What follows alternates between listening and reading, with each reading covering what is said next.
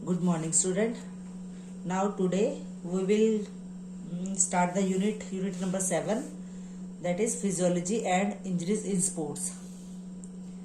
ठीक है, तो इस पूरे यूनिट में दो टॉपिक है आपके लिए, एक फिजियोलॉजी है, दूसरा इंजरीज इन स्पोर्ट्स।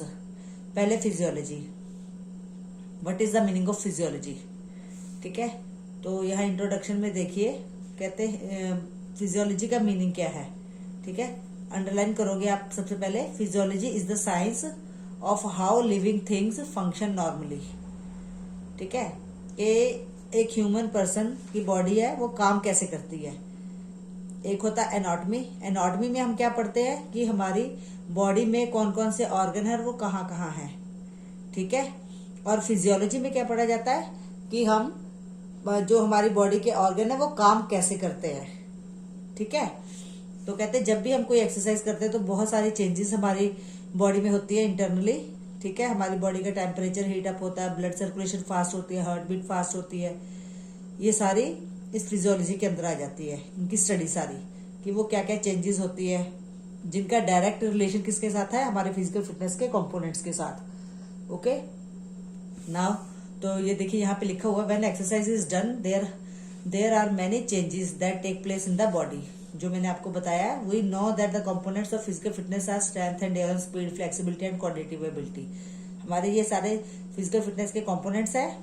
ठीक है, कहते हैं during and after we perform exercise, जब हम कोई एक्सरसाइज परफॉर्म करते हैं, जब यह कर रहे हैं। ठीक है, there is an impact on all this components. ये सारे कंपोनेंट्स के ऊपर है, हमारी बॉडी के ऑर्गन्स के ऊपर है, इफेक्ट पड़ता है, और ये सारे कंपोनेंट्स है इसके साथ है, रिलेट होते हैं। ठीक है, now this is a meaning of physiology. ठीक है, now next topic is sports physiology. अब फिजियोलॉजी का स्पोर्ट्स के साथ क्या रिलेशन है। Sports physiology is the study of the long and short term effects. जब हम कोई भी ट्रेनिंग करते हैं तो उसके हिसाब से हमारी बॉडी के ऊपर जो इफेक्ट पड़ते हैं, ठीक है, उसकी फिटनेस को लेके, तो वो इफेक्ट कितनी देर तक रहेंगे, शॉर्ट टर्म के लिए है या लॉन्ग टर्म के लिए। शॉर्ट टर्म मीन्स जब हम कोई भी एक्टिविटी परफॉर्म कर रहे हैं तो हमारी बॉडी में जो भी इंटरनल चेंजेस आ रही हैं। ठीक है, जैसे मैंने आपको पहले बताया कि हार्ट बीट का फास्ट होना, बॉडी के टेम्परेचर का अप होना, ये सारी क्या है, शॉर्ट टर्म इफेक्ट। जैसे ही हमने ट्रेनिंग ऑफ की, नॉर्मल हुई हमारी बॉडी का टेम्परेचर, फिर नॉर्मल हो जाता है और हार्ट बीट भी नॉर्मल हो जाती है, तो वो मीन्स वो क्या है, short term effect. Long term effect के लिए मैं आपको एग्जांपल दे सकती हूँ कि जैसे हम प्रॉपरली फिजिकल के अंडर हम बहुत सारे गेम्स में पार्टिसिपेट करते हैं, तो और 5-6 साल के लिए हम गेम को कंटिन्यू करते हैं। ठीक है, तो उसका इफेक्ट हमारी बॉडी की फिटनेस के ऊपर पड़ता है। रेगुलर एक्सरसाइज करने से, रेगुलर गेम्स में पार्टिसिपेट करने से हमारी बॉडी में एक कुछ परमानेंट चेंजेस आ जाती है। ठीक है, जो कि लॉन्ग लाइफ है हमारे साथ चलती है और हमारी फिटनेस के साथ है, उसका डायरेक्ट रिलेशन हो जाता है। ठीक है, वो किसके साथ आ जाते हैं, लॉन्ग टर्म इफेक्ट के अंदर। ठीक है, तो स्पोर्ट्स फिजियोलॉजी में क्या है, फिजियोलॉजी के इफेक्ट है हमारी लाइफ के साथ है। फिजियोलॉजी कहते हैं sports physiology study of the long term and short term effect.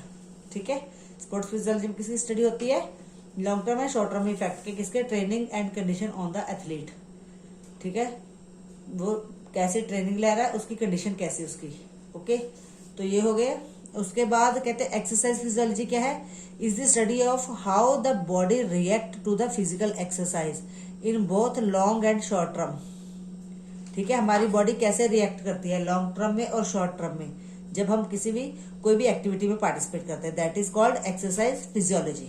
ठीक है, मेन आपका मीनिंग है फिजियोलॉजी का, ये आपने अच्छी तरह से लर्न करना है। फिजियोलॉजी और स्पोर्ट्स फिजियोलॉजी दोनों अच्छी तरह से लर्न कर लेने आपने।